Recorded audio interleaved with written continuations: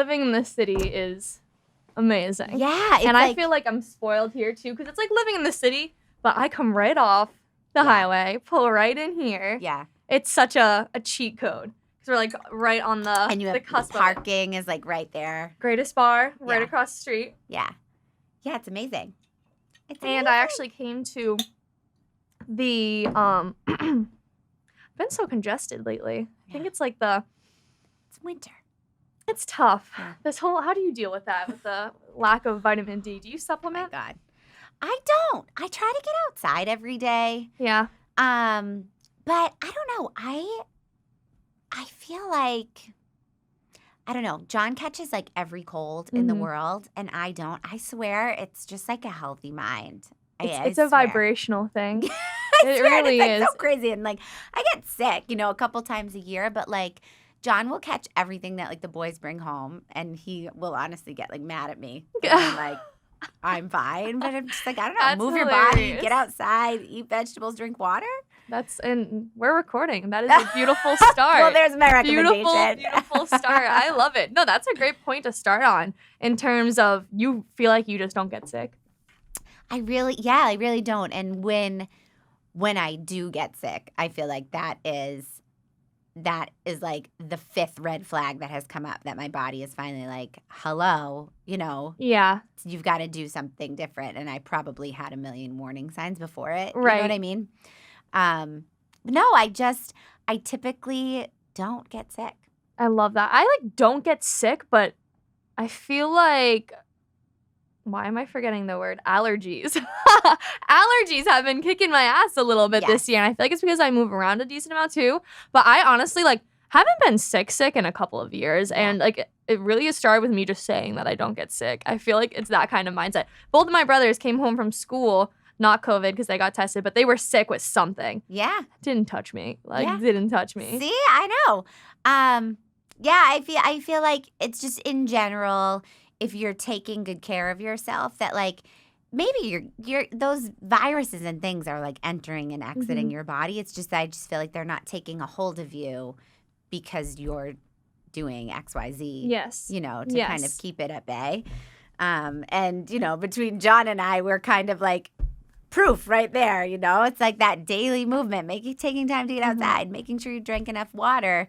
That those simple things, like two people living in the same house, sleeping in the same bed, the result is That's proven so interesting. right You there. two are, first off, adorable. But let's get into your relationship a little bit, because something that I find so interesting is that you are this hip, cool, entrepreneurial yogi. You got all these awesome tats, this beautiful curly hair, and then you're married to this very handsome. He was a firefighter? He was a police officer. He's a police officer. Like, and it's so interesting. So just tell me about the dynamic of your relationship, please. I don't even know. I don't even know where to begin. But John is... I feel like in some ways I'm easier to like put into a box. I'm easier to like describe to a person, like she's outgoing, she's driven, thinks she's funny, but she's not really funny, so it makes her kind of funny. And, into yoga and fitness and all that. Like, it's easy to kind of describe who I am. Probably because you're very consistent, right? Yeah. I listened to your podcast. Like, I feel like he was a policeman, but he does yoga too, and like has his own practice in the sensitive side. Yeah, like he's just like he's like a constant paradox, you know, like no matter what. And I was actually just saying this to somebody today. I went to a workout class.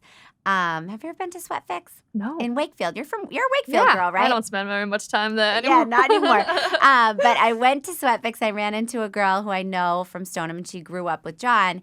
And she was like, I love listening to your podcast too. She's like, I just love hearing him. I just feel like, it's like home, like being back in high school, almost like listening to, him walking in the classroom, 20 years ago now. But I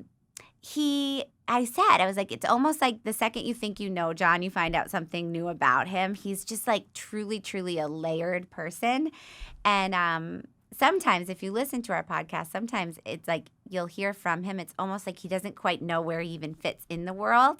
And I just think that's because he's a person that doesn't fit in just one spot. He's so many things, you know? Which is a great way to be. How do you think your dynamic is in terms of, is it opposites attract? Is it that you guys are this cool team because you have different skills? Like, what's your dynamic like, and why do you think it works? So, yeah, that's a great question. I wouldn't say that we're opposites because we have a lot of things that are common in one another. But we are really an amazing team. And I'm so grateful for that because you're working through life with someone. You want to feel like you've got a solid teammate, you know, someone who's got your back no matter what. And he truly is like my ride or die. He's the first one to call me on any of my own bullshit, but he would go, I mean, like he would move heaven and earth for me and stand up to anyone for me, you know, it's like he's incredible. But how do we work? We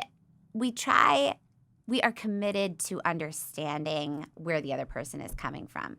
You know, we're committed to understanding what is at the root of our desires or anything that causes us upset and, you know, and just really like the decisions that we make. And so even when we don't agree, we work really hard to at least see where the other person is coming from, you know? Yeah, no, that's awesome. It seems like you two are very aware people, and I feel like that can be such a winning method to a relationship because I think so many people, especially my age when we're young, we will date someone and we think they're not our perfect person or, you know, oh no, they do this, so they can't be my perfect person, or they have this habit, or they don't like this, so that they can't be my perfect person. Newsflash, your perfect person doesn't exist, right? It's just a matter of, am I able to grow with this person? Yeah. And are we both aware enough to recognize that there's going to be give and take? There's going to be moments that I need you and you need me. And there's going to be things that you don't like about me and I might not like about you, but we will learn to love. And then that part will grow within us as well. Yeah. Because if we look at the concept of, you know, everyone in this world is kind of a mirror. Yeah. Who is the better mirror than our significant other, right? Who's with us through all these different emotions. Right. So something that I've found that was very interesting for me, and I've talked about this on the podcast a couple of times, but Daniel, when I first started dating him, wasn't very outgoing, really didn't care to come to parties or make plans on the weekends or drink really or go out super late. And these are things that I was really into. Yeah. Because I thought I really loved that. And, you know, I was younger and my family, a bunch of sports-loving Irish Bostonians. People, yeah. So for me, it was like, oh, well, like, will he fit in with my family? Because he doesn't really love watching sports. And I have found that at first it was very difficult for me. It would cause fights, right? Because all fights are like people trying to communicate and us not understanding. Yeah. It would cause fights. And now, looking back on that, I see, wow, like I've now just let him do his own thing. He's grown to love these things more naturally, not because I forced him to, but I also have recognized that maybe I don't like that stuff as much either, right? Yeah. Maybe I like going to bed at a nice time so I can wake up and feel good and be productive. Maybe I don't need to take 4 shots to have fun, right? Yeah. And I just find that, to summarize, anytime we see something we don't like in someone else, it's more something we need to look in within ourselves. Why do I feel so strongly that way? Yeah. Yeah, I love that you just brought all that up. And it brings me back to when I first met John. And I'm 5 years younger than him. So when we first met, I mean, I always tell him and anybody who wants to listen that, like, I tricked him because, like, I met him and just really fell for him quick. And he was 5 years older than me and seemed like a lot older than me, like really seemed like he had his shit together. And I did not, you know, I was wandering and there was just a lot of work and growing up that needed to happen and that I needed to do, that everybody needs to do. Mm-hmm. But when I met him, you know, I had this false belief that, like, oh my gosh, he wouldn't want this person right now. So I'm going to fake it till I make it and, like, be the person that he would want to be with. And so at that time, that was like, you know, he was already very sure of the fact that, like, he's a homebody, you know, like, he loves to have a good time, but on his own terms, mm-hmm. you know, and definitely not like out all the time, partying, definitely not taking shots, that kind of thing, Yes. you know? And so I was in my early 20s searching for myself, searching for love, searching for some kind of direction, right? And so where does that take most of us in our early 20s? Like out to the bars every night and, exactly. you know, like to the liquor store. yeah, That's what like to the next party, the next party, the Yes. next party. And it was just like he was already so sure that he just really loved like to be home. Mhm. And he, for me, I felt like I kind of, if I hadn't met him, probably would have wandered about for so much longer. And he just like pulled me home. And now we have found this balance where it's like, okay, for the most part, we comply with John's like homebody style. And I'll have to like pull him out. So we Yes. go out, we do Yes. things with friends, and every now and then there's a big celebration or whatever. But we balance each other out in that way. Like, because at this point, many years later, I think he'd be like a hermit if it weren't for me. And if it weren't for him, I'd be like, That's so don't know, funny. somewhere else. I feel the same way. Relationships are so interesting. Yeah. And again, I just feel like if you find that when it comes to love, and I always tell like my friends this, or especially like my brother's friends or my brothers, like find someone who can make you better in some way. Yeah. Because if you find just the male version of you, what are you really going to grow? How are you really going to change? You know, I think you almost need to have these different aspects of you so you can find that balance. Totally. And life just so often comes back to balance. Yeah. And I mean, if you think about it, like, I mean, I hope, right? I hope that you love yourself. But if you really think about like internally, we are always our own worst critic. And so if you are aiming to find, or you land yourself with someone just like you, well, then that mirror that you mentioned earlier is going to show up for you over and over and over again. And it's going to be like deflected out onto that person, right? Exactly. Doesn't mean that someone just like you couldn't be your perfect match, but it might actually even be harder to find that harmony with that person. Because Absolutely. it takes a long time to find like harmony with yourself. Of course. What are your spiritual beliefs? What are my spiritual beliefs? Well, it's funny that you ask that. I was born and raised Catholic, and I have a very deep and strong faith, and that is rooted in Christianity. I'm not a churchgoer. I haven't been to church in a really long time. But yeah, my strong spiritual root is rooted in the Catholic God that I was raised to know. But interestingly, like at the time, like in my earlier 20s, mid to late 20s maybe, I kind of had like a bit of a retreat from that spirituality that I knew. Like if some things happened that caused me to feel like, I guess, lose faith in it. Mm-hmm. And did something bad happen to the point where you're like, how could this happen if God's on my side in a sense? It was kind of like a series of things that just I couldn't understand. I couldn't understand how those things or why those things would happen. And I just felt let down. And at that time, that's when I was really, really getting into yoga.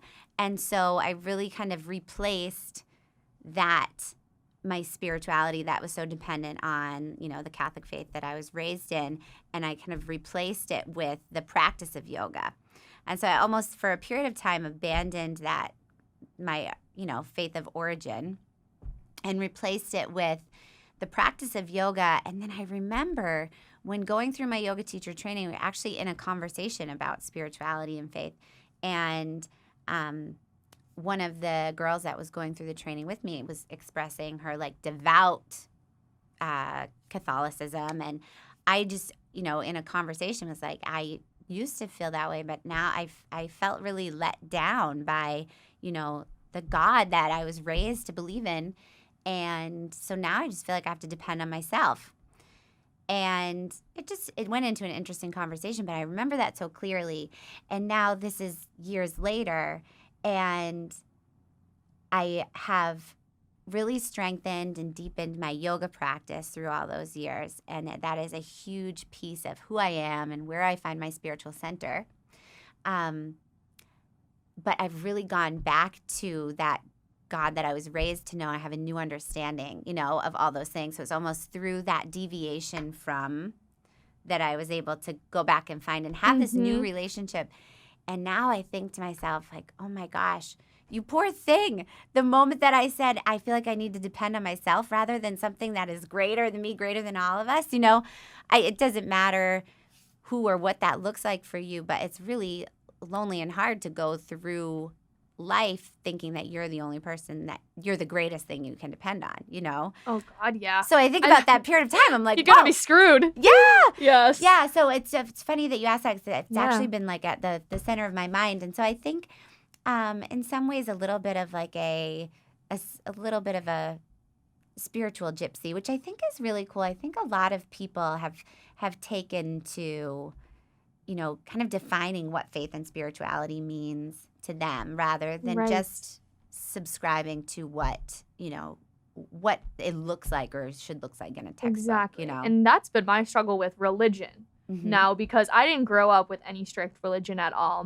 Both my parents grew up in a very strict Catholic Christian church environment. My mom had a really good relationship with it. My dad, not so much. And so once they had kids, my dad was just kind of like, yeah, like, we're not sending our kids to the church. But that kind of led me to have no real spirituality at all, which I never really had an issue with, other than the fact that I was a little jealous that I wasn't going to CCD with all my friends after second grade school, right? But now, just this past year or two, I've been diving into what I like to call kind of like my own spiritual journey. Yeah. And it's been magnificent. And that's been from a lot of different experiences, from diving into meditation to just growing up. I think you start to really lean on spirituality in one form or another. Traveling, spending time alone, all those things will start to get your mind going to those places. And now that I've been in this process for about a year or so, because now there's something grander, higher, there's an afterlife, I'm personally very confident in these things, the things that I've been manifesting into my life, the power of good energy it's also real. And now I'm just at this point where I'm like, all right, Shannon, like, you're a very spiritual person. Like, I call myself like a hippie in a sense. And not that it needs to be defined, because it really doesn't. But now I'm like, all right, where does God come into this? Because I'm reading a couple different books. One is Waking Up in 5D, which talks about, the different dimensions and how you can tap into higher frequencies and therefore live a more fulfilling, happy life, et cetera, et cetera. And it's Maureen St. Germain, and she utilizes God a lot, and she says she communicates with her spirit guides and that she utilizes God a lot. I'm like, all right, Shannon, it's like, where does this God thing come in for me? I kind of relate to you in what you were just saying, because you were like very focused with the God in your family and your upbringing, and then you were kind of like, I'm going to do this myself. And then you kind of come back full circle. So for you, where do you feel your kind of individual spirituality and the presence of God have kind of connected? Yeah, it's I can relate so much to what you've just shared. And you know what I think is interesting is that so for me, something that I noticed is, so it's so comfortable for me to talk about God. I was raised talking about God. And when people have perceptions, right? Or like preconceived notions, and there's, like, they're there for a reason. They make sense, right? You think of like Catholicism and you can kind of picture like how someone was brought up. And like you referenced your dad growing up in a strict Catholic family. That was not my experience in any way. We were almost kind of like I remember the churches that we would go to. It was like, we weren't going to the same church that everybody else was. Like, we went to a church in a barn sometimes, and we went to like this like beautiful like mansion. And I remember feeling like, are we a bunch of gypsies? Like, what are we doing? We're not doing it like everybody else. And when you're little, you kind of want to just do what everybody else is doing, but you go along for the ride, whatever ride your parents take you on. And so interestingly for me is that I was raised to have this really strong faith and belief in God. And like I said, it was rooted in Catholicism. And my extended family, outside of my immediate home, everybody was connected to the church. So I grew up going to First Communions and all of that stuff. But in my home, my dad was my CCD teacher. He probably was a little more traditional when it came to faith. And my mom, she would say things to me that would frustrate me, honestly. Like I would go to my mom. You go to your mom to be like, I'm having this problem at school, or you're in tears about something. And she would say things to me like, you've got to hand it over to God. And I'd be like, what the fuck?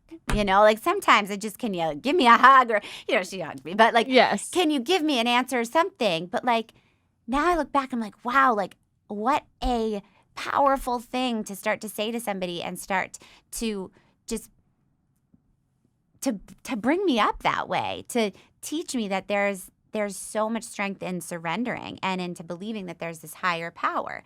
So anyway, another reason that I'm so comfortable talking about God is because I grew up going in the halls of AA. I would go to AA with my mother all the time, so I was afraid to stay home alone.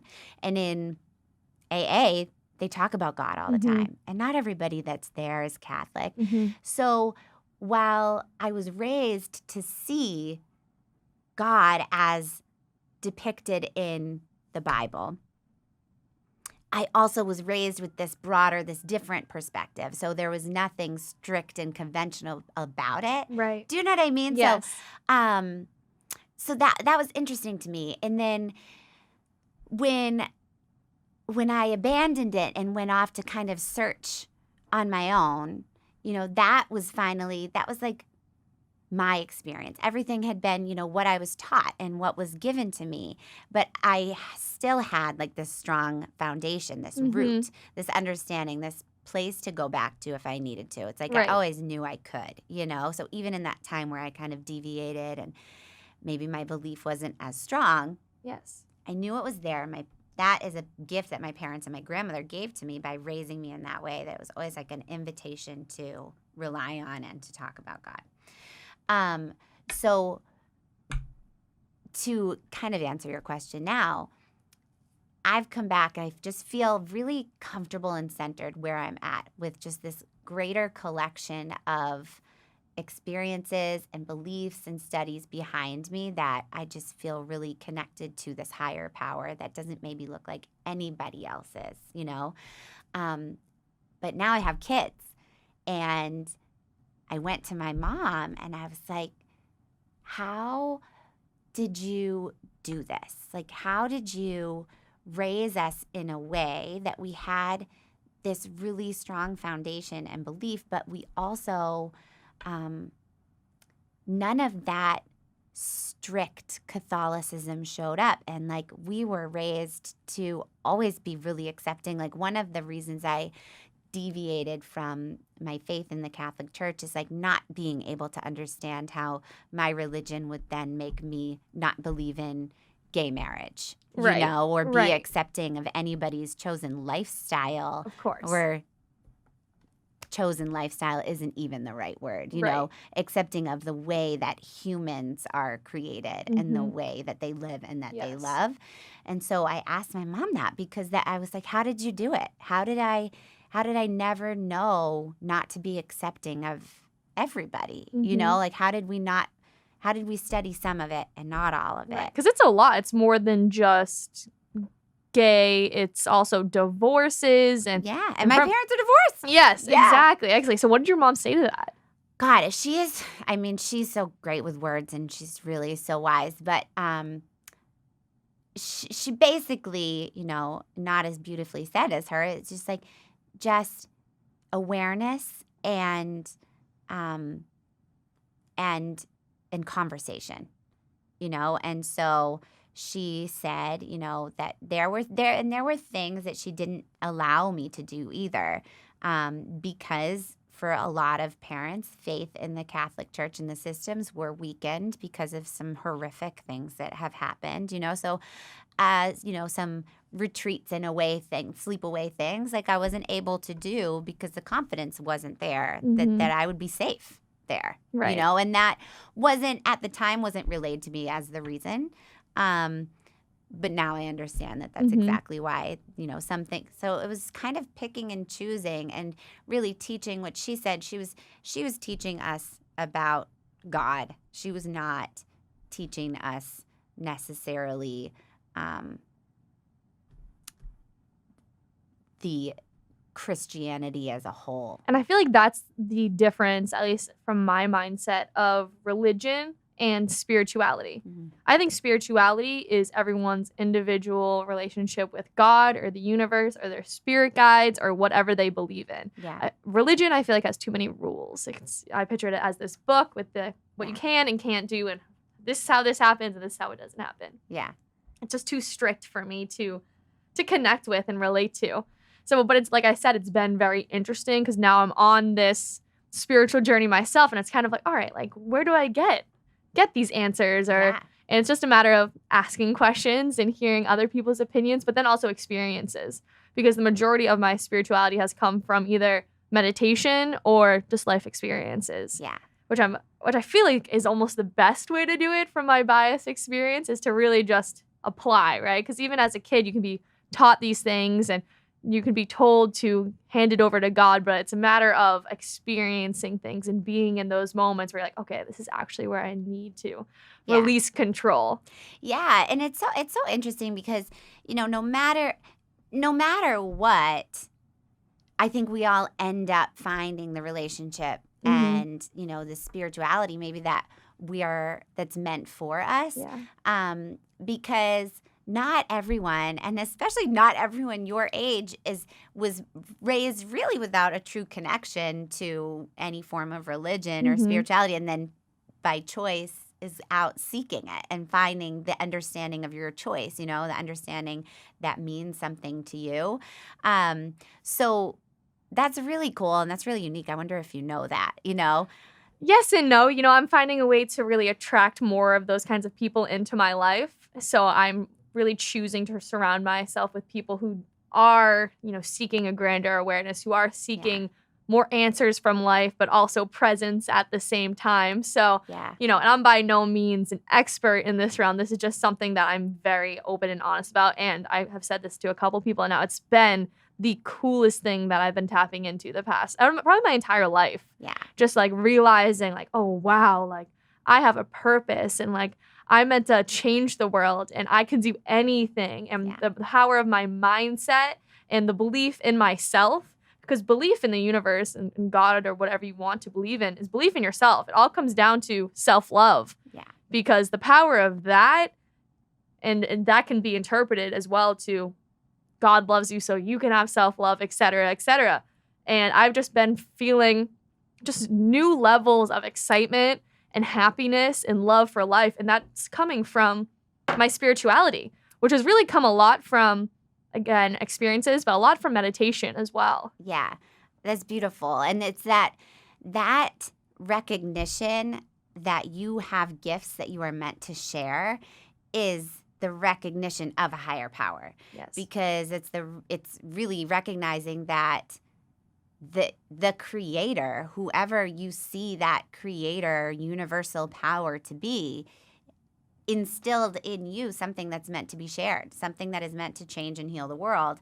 And so to ignore it is really the opposite of having faith, and so to see it in yourself and to believe that, and like you said, to express that love for yourself is to express love for that higher power that, bestowed those gifts upon you.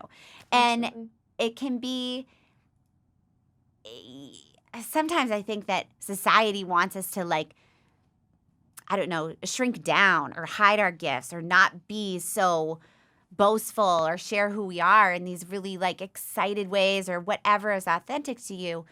I look at that as such a good disservice. We were all individually gifted, and those gifts are meant to be shared.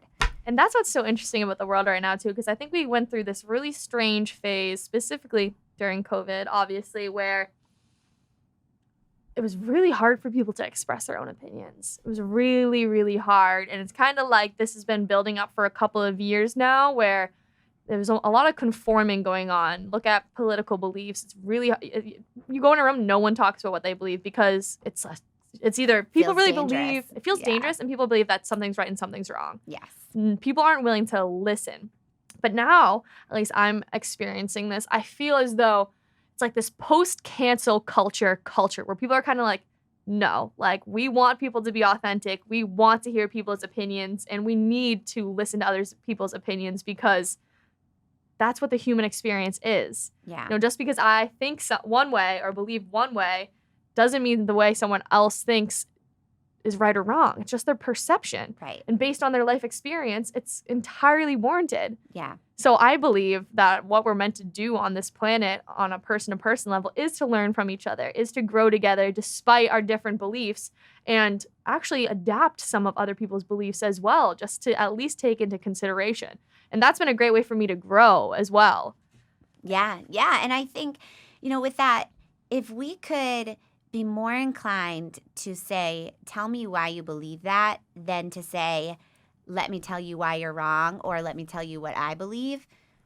I think that, the idea of cancel culture or that need to be right, it would begin to just cancel itself, Exactly. because it's just,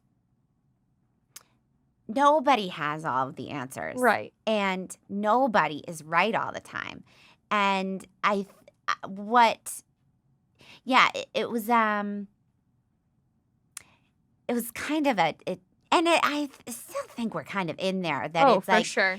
People don't have the confidence to say anything because the fear that you will say the wrong thing is there. Right. And what I want, I always go to my kids, it's like, I'm like, okay, I've toughened up. I've survived this long, right? I can get through this, but I want my kids, I don't want them to be experiencing life the same way that we're experiencing it right now, where it feels dangerous to speak your mind, or to not even speak your mind, where it feels dangerous to be wrong, because we're all wrong all the time, and if it's not safe to say the wrong thing and then learn from it, or do the wrong thing and then learn from it, I just feel like it's going to erupt, like a lot of really sheltered people are going to end up having a really scary life down the road, So I hope that we're starting to see things change in a way where people are like, okay, the fighting and the talking louder over one another has got to end. I need to look and say, listen, I don't have all the information, because I'm not dead yet, right? Like, right. I've got a lot to learn. So tell me why you think this. Do you want to hear why I think this too? And then you can get somewhere. But yeah, we're not there yet. Absolutely not. Absolutely not. And that's something I'm trying to implement into my own day-to-day. And something that I've been doing to do that is, if someone says something to me, either, my siblings are always the best example of this. If someone comes at me with some sort of either insult or judgment or critique, I no longer get offended. For you. Because it's pointless. Instead, I'm either able to, one, understand that whatever they're saying, it's coming out of them for some reason. But two, later on, I'm able to take that and be like, okay, like, how can I actually use that as growth, as a comment for how can I be better, right? Because if my brother comes at me and says something maybe around the lines of, it always has to be your way. It always has to be your way. You're too type A. It always has to be your way. I can be like, all right. I can get mad at him. I can tell him that he's X, Y, Z. Or I can be like, sorry you feel that way, right? Yeah. Respond with love. And then later on, maybe understand that he was a little cranky that day from his perception, maybe things weren't going his way, so he was projecting. But also, maybe there's room for growth for me there. Yeah. And I was listening to a great talk yesterday about entrepreneurship and the entrepreneurial mindset. And essentially that everyone needs an entrepreneurial mindset, even if they're not going to be an entrepreneur. And essentially what that means is that what we need is the ability to do things and fail and learn from them. Yeah. And I feel like as an entrepreneur yourself, you must understand that concept quite well. Yeah. Yes. In so many ways. It's so funny that you say that. Like, right before I left the house, and I just made this connection out of what you just said, but right before I left the house, I was talking to our babysitter about like these little DIY projects that I just started around the house. Like, I do one thing and then I get on a kick and I'll do like 10 and then I won't do anything for a while. But I was like, oh my gosh, and I'm going to do this and I'm going to do that. And she's like, oh, when I get a house, my boyfriend's going to have to do X, Y, Z, but like we're going to fight over it because it'll need to be perfect. And I was like, no, man, my superpower is that I do not care about perfection, so I can get these things done fast. And that, I think, speaks to exactly what you were just saying. It's like, if I end up doing it this way and I mess it up and it doesn't work out and I fail, well, then I will have learned from that experience and I'll figure out how to do it a different way. And I'll probably want to change it in, 6 months anyway. So it's that constant state of being in a creative mind and being willing to learn rather than feeling like it's either pass or fail. That's such a great point, too. And you and I were having a phenomenal conversation in the kitchen before the podcast that I kind of want to tie into what you're saying right now. Yeah. Because I feel like so many people in the world right now, have it be as entrepreneurs or as someone who wants to do something entrepreneurial but still has a job, or someone who wants to start creating art or creating content or just going for something. It can be hard because right now in this world, it's like, one, you have to be really good at what you do, and you kind of need to choose one thing. Yeah. And you were explaining to me how that's not how it has to be. So can you go through that again one more time? Yeah. So I just I'm anti find your niche. That's just not the way I work. And I can't thrive in that. And it works for some people. Do you know what I mean? So if someone says to you, like, find your niche, hone in on that, be really, really great at one thing. If you hear that and you get lit up and you're like, fuck yeah, I can do that. That's exactly what I'm going to do. Then that's what you should be doing. But if you hear that, which kind of leads to the conversation you and I were having where you were like, I'm like pumped about this and I kind of want to do this and I want to do this and I want to check this out and I have this idea, like, do them, do them. Not everybody is meant to follow the same path. Mm-hmm. And for me, I would feel, I would be bored. If entrepreneurship meant that I needed to find one thing and be good at it and be really good at it, I would have abandoned my business, But my business it'll be 9 years in January, and we have grown together and evolved together, and it's multifaceted, and it has definitely not done growing and evolving. I believe that there are people who are meant to explore and allow their creative heart to actually be their guide and to be the loudest voice in the room. And if that makes sense to you, if that lights you up, then my advice to you would be to do it all with no attachment and no expectation, so that if you start playing something out and you're like, it's not working for you, you don't have too much pride that you can't just let it go, that you can't go, yeah, I did that. I'm done with that now, though. So I can actually put this energy here instead, or so I can try this new thing. And then some of those things are going to take you down a path that you never would have found if you were busy trying to get one thing perfect. Absolutely. Very well said. That was beautiful. And I think that's something else that I want to touch on is, as an entrepreneur or just as a human in general, I think it's really important to recognize what makes you feel excited, what lights you up, and then go in that direction. And on the reverse of that as well, what are you doing in your day-to-day that you kind of dread, that you don't look forward to? Yeah. I find myself sitting at the laptop every now and then, and we have a website, and I'm trying to tie in blogs to the website based off the podcast. And here I am on the laptop trying to figure out how to use WordPress and how to build a blog on our existing website. And I'm just kind of like, why am I doing this? Took 2 minutes, asked my mom if she knew any web designers. She set me up with one of her friends' kids, someone that I already knew. Boom, he can help me. Yeah. So I think it's really important to recognize, one, to do the things that do excite you, to do the things that light you up and you feel so passionate about. Like, follow that route. If that's more than one thing, then fucking do more than one thing. Yeah. And then if there's things in your day-to-day that you're not enjoying, ask for help. Yes. Ask for help. There are people on Upwork willing to work for $20 an hour or $6 an hour in India, depending on what you need. Yeah. So I'm also really big on building a team and getting that help when you need it. Because as much as we want to do all these different things, it's important to recognize where we're not going to be the strongest, the best person for a certain job. 100%. And, it really goes back to, like, asking yourself the questions, like, why am I doing this? Honestly, that is such a valuable question. And you have to then actually answer it honestly. I have some friends who are also entrepreneurs, the exact opposites of me. Like, one of my greatest allies in entrepreneurship, because it can be lonely as fuck sometimes. So you need somebody that you can call and be like, help me out with this. I'm stuck with this. I'm experiencing this, whatever. And they'll get it and listen and, like, help you out or just listen. But I have this one friend. She's literally the exact opposite of me. She is a niche person. She is a dig in and get that shit done person and, like, get this perfect. Like, be the very best at this. She's also the person who is going to say, no, I'm not paying somebody to do that WordPress website for me. I'm just going to stay up 4 more hours and figure this out, and I'll do it myself.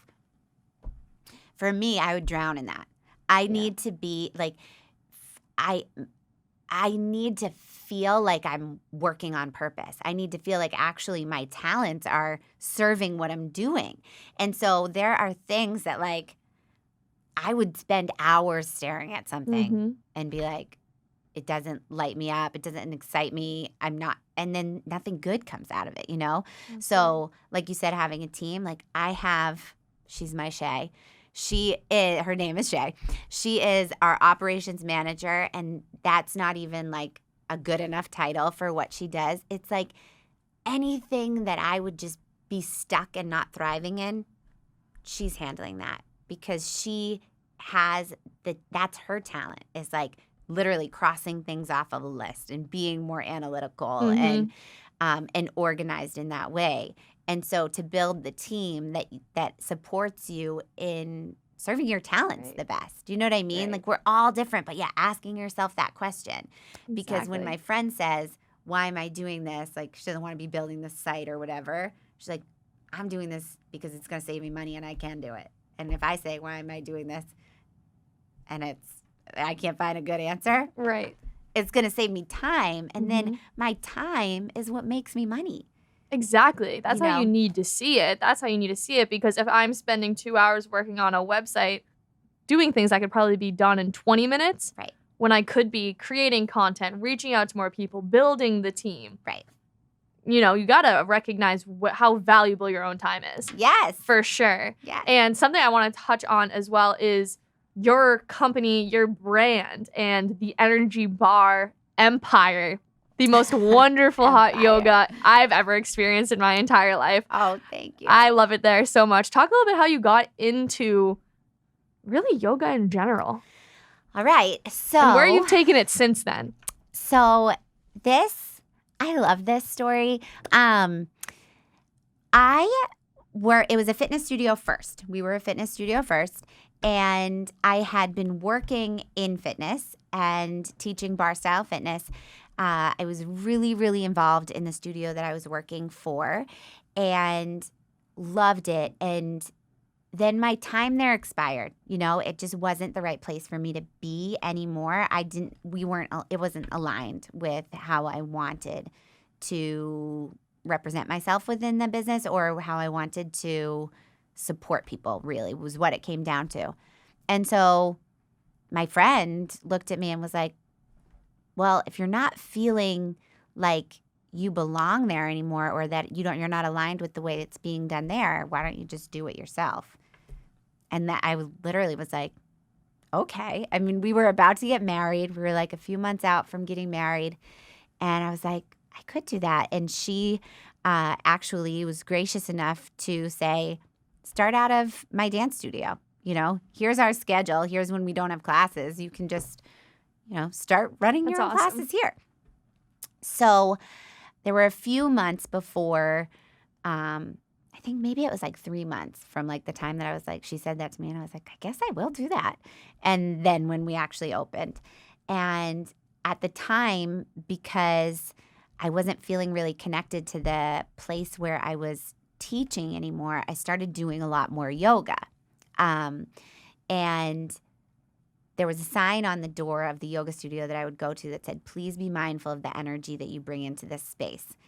And I was like, that is what this is all about. Like, I love going into class and, getting an amazing workout or, just sweating my butt off, whatever it is. But it's a space where you can shift your energy. But that shift can't happen if you're not even aware of your own energy when you walk through the door, right? And so I was like, I want to start a fitness brand that feels like you're walking into a yoga studio. And so that's really like the basic creation of the brand. And then there was this Wayne Dyer quote, change the way you look at things and the things you look at change. And that quote meant so much to me in the experience of preparing to take that chance and start a business. What does that quote mean to you? Essentially, it means if you feel stuck, you aren't looking at things completely. Like if you feel stuck, try a new lens.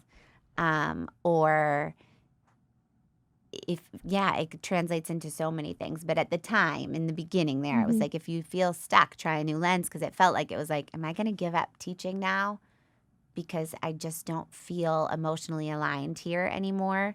It felt like that, Right. And then when my friend was like, just start doing it on your own, it was like, whoa, how did I not think of that? Right. And there's so many times where we get fixed, we think that the circumstance is what it is. How many times do people say it is what it is? Well, no, it's really not.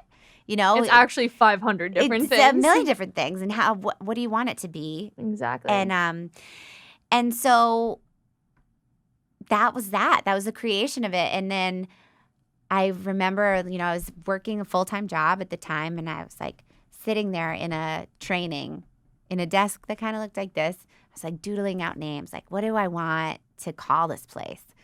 And I created like a bunch of names using my niece's name. Her name's Phoenix Grace, and she was the first baby of the family. And I feel like one of the first things that really taught me, like, what is like absolute unconditional love? Yeah. What a name. Isn't that a beautiful name? Wow. So I played with that a bunch, and I was like, it's just not right. And I had literally like a power bar on my desk, and I was like, the Energy Bar. That is it, I love it. And so that's where it started. And then,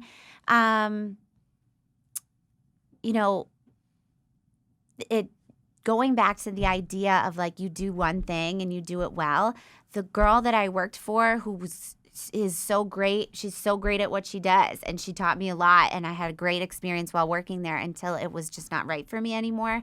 A lesson that she taught me that her dad had taught her was like, you do one thing and you do it well. Like that's that. And then when I went on to start on my own, I was like, I need to rework my brain here, because that isn't what I see for my future. That's not what I see for this brand. It's how can we best serve the people who are coming here right now, And so that's just always, that's what's led to the next choice and the next choice, and the evolution of our brand, really, to go from just bar style fitness to pretty much any fitness that you can do without a machine or heavy weights, and a yoga studio. And it's a beautiful place. Thank From how it looks to how it feels. It's just truly, truly good energy. I love it there so much. I love what you're doing. What you're doing there is so special. How has yoga really made you who you are and developed your spirituality, your mindset, your life? Yeah, yoga 1000% changed my life. And I think, you asked me at the beginning of this podcast about the dynamic between John and I. And John also did a yoga teacher training, and he teaches yoga and practices yoga. And I think that is like a really, really strong connection that we have, and that this practice has changed our life. And when I say that, it hasn't changed us, like who we are. It's changed the way we respond to life and to people and to the highs and the lows of life. And that is a really, really beautiful practice to be able to depend on, because life has a lot of highs and lows. And so this practice has just given me something to go home to and to like find answers through. It's a moving meditation. I was just gonna say, I provides feel clarity. Like yoga is meditating with physical activity. Yeah. Yes. And so for me, it was like, I grew up as I was an athlete, and then I found yoga truly as a workout. And my go-to yoga, like the yoga that I call home, is Baptiste style power yoga. And now that I've been practicing for a long time, I love and appreciate so many different styles. But like that is like the one, that's the one that got me into yoga. And that is the one where I continue to seek more training through. And so it's really commonly said in like that circle that like, you come for the workout and then you stay because you find something else. Like you keep coming because you found something else. And so a lot of times I'll say to people, it's like this practice, it's kind of like, it's like the gateway in, like you can come and you can check off the box. Like, we have to qualify our time and be like, if I'm going to go do this, I better be getting like a great workout, a good sweat, this and that. Right. But something else happens in that room. Something else happens on your mat that really shifts not only the way that your body feels physically, but what's going on with you on the inside. And for some people, that's like pretty immediate. And for some people, it takes years and years to really access that deeper level. And no matter what point you're on in the journey, the practice is healing and powerful. And you're going to experience exactly what you need at that time, So, yeah, I could like geek out about I know. it. I know. Really I'm could. Sure you could. Do you meditate as well? I do. Yeah, I do. And so for like a busy mind and a busy body, power yoga is the way that we teach it. It's this physical, moving meditation. And so for me, I don't know if I would qualify myself as much, but in the beginning of my yoga journey, even like as recently as like 5 years ago, it was like I was so busy all the time. I couldn't slow down. You hear people, if you talk about meditating, I'm sure you have people say to you all the time, like, I can't slow my mind down. I can't quiet my thoughts, whatever. I could not. There was always something else that I needed to be doing. There was always something, so huge in my head. Couldn't relax. And so the physicality of the practice gave me access to that peace of mind. And so now, years later, I can sit in meditation without having to burn it off through physical movement. But there are times where it's like it's not going to happen without that movement, without that practice. But yeah, I do meditate, and I depend heavily on it. And it's also I just love to like come clean about this, because I could talk about meditation all day long. I am like far from any kind of a guru, and my meditation practice is not perfect. I don't think anyone's really is, though. But I mean, I will say, I think my dad is like pretty good. But I will go in kicks. Just like I feel like people are so familiar with like, I've been so good lately with maybe their diet and exercise, and then like, oh, I fell off the wagon kind of thing. I feel like I experience that a lot with like, I'm either really into my yoga and meditation, or I get out of it and then something happens that kicks my ass right back into it, because it's like, why did you abandon that? Of course, right. Of course. And sometimes, you need that break to remind yourself why you love and need it so much. Yeah. I was just listening on my way in here. I was listening to Marianne Williamson, one of my favorite people to listen to. If you haven't listened to anything by her, just like you'll love her. But she was saying it's like we don't get to a point where we look at ourselves in the mirror and say, my body is perfectly healthy, so I can now stop exercising and I can stop nourishing myself with healthy food. And in the same respect, we don't get to a point where with meditation we can say, I feel at peace and now I can stop meditating. These are things that they're a lifelong practice, and they're there as tools to help us feel our best and really approach life with authenticity. It's like really all those things help you scrape away all of this other stuff so that you're just at peace with you, and life just really hits you different that way. Of course. Of course. And with all things, have it be fitness, wellness, or meditation, you can always go deeper as well. Yes. And that's something that I've been digging into. It's like, I feel like I've been meditating for at least 2 years now, but I feel like this past year or so I've been like, wow, okay, this is like, now I'm actually meditating. And that's been so powerful, because that's when what happens when you're able to meditate is you're able to slow the mind. You're not able to silence it ever. Those thoughts will still come in. But when you make room for some clearing of the mind, that's when spontaneous thought can come in. That's when universal thought can come in. And that's where any creative, any well-known writer, poet, musician, creative, anyone who is kind of in touch will say, and that they are aware of, that they are tapping into essentially knowledge that isn't them. Yeah. Well, yeah, it's like it's opening up for your divine assignment to come through. Like we were talking about in the beginning of this conversation, that it's like there's this recognition when you recognize your gifts and you want to share them. That's recognition that there is like there's something greater inside of you, like, that you didn't even create. Like that's your gift. And when you take the time to meditate and get out of your own head and get out of your own way, then you're actually opening up to listen, right? To get that divine assignment or the answer that you're seeking, or find new direction. It's like we get stuck in our heads all the time, and we're often our own worst enemy. Of course. And I can find too that when I am going, oh, I don't have time to meditate. I don't have time to take a break. I don't have time to go outside. I don't have time to work out or do yoga. Well, I don't have time to take a break. And I just keep going.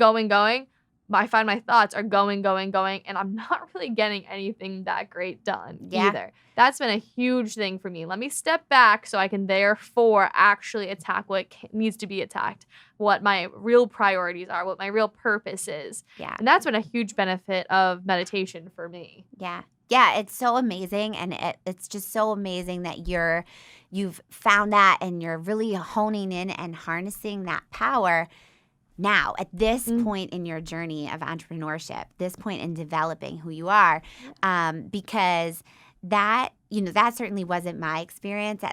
It's something that I found and developed later. That the beginning of my entrepreneurial journey was a lot of like grit and work harder and work longer and all that, and I'm so proud of it, and I love my journey.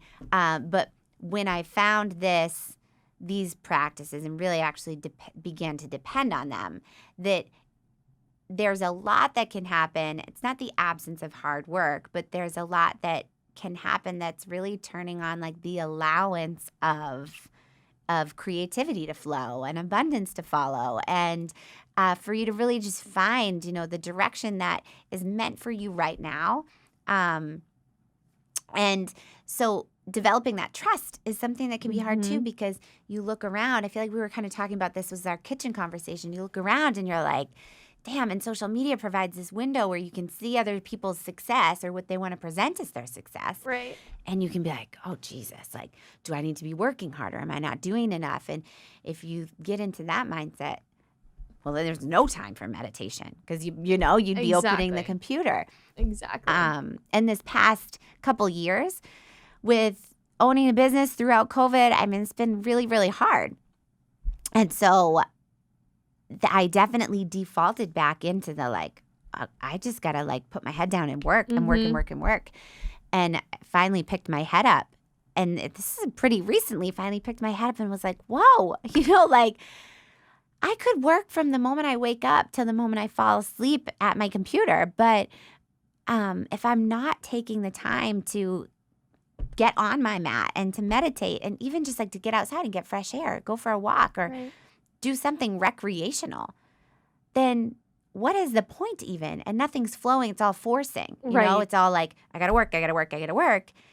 And that just doesn't flow right. Not for me. And it doesn't leave room either for those kind of aha moments as well, which are so life-changing. And I have found that I'm able to think bigger as well. Because what happens, too, when you get stuck in the grind, you're taking baby steps, which is awesome, and you're getting things done, sure. But when you're able to step back, have it meditate, have it go for a walk, and really just give yourself some time to have that free energy, free mind, that's when the big ideas that can come in. It's like, wow, I was doing this, all in one day. All right, I could have just done this. Yes. And gotten it done, right? Yes, yes. And one of my greatest teachers says, entrepreneurs find inspiration on the mat. And, what is your mat? It might be the woods. It might be a mountain. It might be, just walking down a city street. But really the idea of that is like that those answers, right? Like that it doesn't come by grinding it out more and staring at that computer, like it's not, a creative isn't an analytical mind. So you're one or the other, you are either, there's no other way to put it. You're either analytical or creative. And if you are a creative, then you've got to make sure that you're out there and fueling that creative mind and sparking those grand ideas and freeing moments, Do you think everyone can be creative? I think that everybody has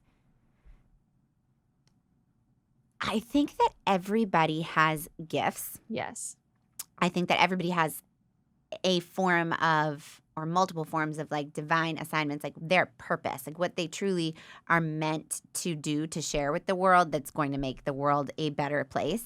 But no, I think creativity, we can all find creativity, but if you're thinking in like the artistic or creative realm, no, I don't think so. I don't think so. Just like I don't think that anybody can be like a scientist or a math whiz. Right. I think we're wired in certain ways. I know exactly what you're saying. I think some people are definitely wired in the right brain or left brain side of things. Yeah. But I do think it's important for everyone to have creative, artistic outlets as well. I think everyone should be exploring their creativity in one way or another, because I'm now realizing I'm a very creative person. I kind of thought that since I have almost like this little OCD in me, this like very planner side of me, that I was maybe more analytical. Your girl sucks with numbers, all that kind of jazz, analytical side of things. But now that I've been kind of but I was doing marketing. I was doing marketing right out of Bentley, and that was great, and I was making good money with it. But I was kind of like, all right, but like, is this me? Like, is this what I want to do? And that's kind of where it was like no, like a brand, a podcast, like that's what excites me. That's what lights me up. And obviously that's like a little bit more in the creative realm. Yeah. But I do think it's really important that if you are somebody who is sitting at a laptop working with numbers, doing really, really a lot of like I picture it almost like a computer in your brain, like that kind of work. I think it is important to try something, have that be even just reading some creative-esque books, or, getting creative with your travel, or what you eat and your cooking. I think it's important to find some way that you can be creative and kind of, because the flow of being creativity, and there's nothing like that. Yeah, and when you fall out of the flow and you get out of the flow and you can't force it back, and those are the times where I hate the word depressed. For me, I hate the word depressed, but I'll get into a really sunk feeling, and like I'll need to recognize it and do things to work out of it. But to what you were saying, I think that in order for us to truly all tap into our gifts in the greatest ways, we need to be doing things outside of what somebody would have called our box. Exactly. You know, so to explore creative practices, Mm-hmm. whatever that means, whether it's physical or artistic, musical, whatever, to do something that stretches your brain, use it in a different way, is going to it directly pours back into what you're actually meant to be doing. It serves your purpose to stretch yourself in that way. And I think people are just so damn proud, you know, like everybody just wants to look good. Yes. That we're, you know, like, pick up a guitar and play Just it, try. even if you suck. Exactly. Who cares if you suck? Exactly. Paint on a canvas, and no, somebody might not buy it for like $8,000, but like, you've expressed yourself. You can literally put it in a pile or put it in the trash or paint over it again. But yeah, like, allow yourself to step out of what you've called your box, because it bums me out when I hear people say things like, "Oh, I don't do that," or "I can't do that," or "I'm not creative." Yeah. Like, you can absolutely be creative in some way, shape, or form. And something else too, just talking about kind of getting out of your box. I find that through travel, through journaling, through going for walks, through doing things that aren't in my day-to-day, I get new ideas. And like you were saying, it comes back to your purpose always. Like, you will continue to go on the right road if you believe you will, and you are constantly following your heart and good energy. Yeah. So as we close out here, I do like to ask this question towards the end of the podcast when the conversations are going this kind of way. What do you think your purpose is? What do I think my purpose is? Oh my God, I feel like I should have the answer to that. I don't even know if I necessarily have an exact one. I think that my purpose is to, both for myself and for others, so to help myself and to help others see that